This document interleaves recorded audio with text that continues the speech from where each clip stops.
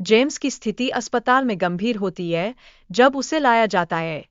उसकी उंगलियों पर सुई के निशान गहरे अतीत में दबे राजों को उजागर करते हैं।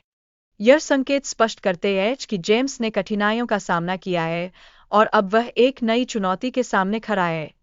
इसी बीच डॉ. रिचर्ड पॉवेल जेम्स की गंभीर स्थिति को देखते हुए चिंता व्यक्त करते हैं। वह डेनियल को सलाह देते हैं कि जेम्स के हालात से उबरने के लिए समय लेने की आवश्यकता है। उनकी विशेषज्ञता और अनुभव इस कठिन परिस्थिति में आशा की एक किरण प्रदान करते हैं। जैसे ही बेवर्ली की अचानक हिंसक हरकतें बढ़ती है, अस्पताल में आतंक का माहौल बन जाता है। यह स्थिति सिर्फ जेम्स और डेनियल के लिए नहीं, बल्कि वहां उपस्थित सभी के लिए डर और अनिश्चितता का कारण बनती है, जिससे वे सभी प्रभावित होते हैं। नतीजतन, जब डेनियल ने एक योजना बनाई, तो अन्य पात्रों में चिंता और तनाव का बवंडर उठ खड़ा होता है।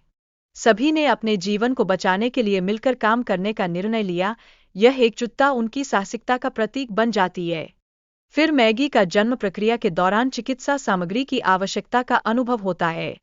सभी जोखिमों के बावजूद उन्हें मदद के लिए नीचे जाने का साहसी निर्णय लेना पड़ता है, जिससे स्थिति और भी जटिल हो जाती है।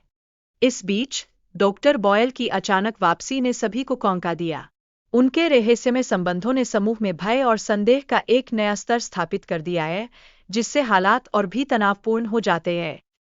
डॉ. पॉवेल अपनी बेटी को पुनर्जीवित करने की कोशिश करते हैं। उनकी यह कोशिश न केवल उनके डर और असफलताओं का सामना करने का अवसर प्रदान करती है, बल्कि यह उनकी दृढ़ता का भी प्रतीक है। ग्रुप ने रहस्यमय और खतरनाक स्थानों की खोज में कदम रखा, जहां उन्हें विकृत जीवों और दानविक ऊर्जा का सामना करना पड़ा। यह यात्रा उनके साहस और एकजुटता की परीक्षा लेती है। मगी की गर्भावस्था के दौरान अचानक बदलाव ने सभी को चौंका दिया, जब उसने अपने दादा की गर्दन काट दी। यह क्षण न केवल भयानक था, बल्कि समूह में हलचल भी मचा देता है। किम, जो वेंटिलेशन डक्ट में छिपी है, डेनियल से संपर्क करने की कोशिश करती है, लेकिन उसके प्रयास असफल रहते हैं।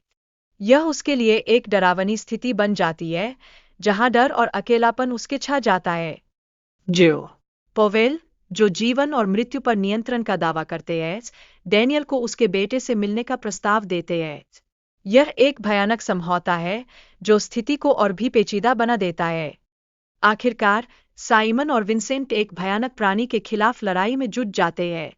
विंसेंट अपने बेटे को अग्नि लगाने के लिए प्रेरित करता है। यह एक दुखद क्षण है, जो उनके जीवन को हमेशा के लिए बदल देता है।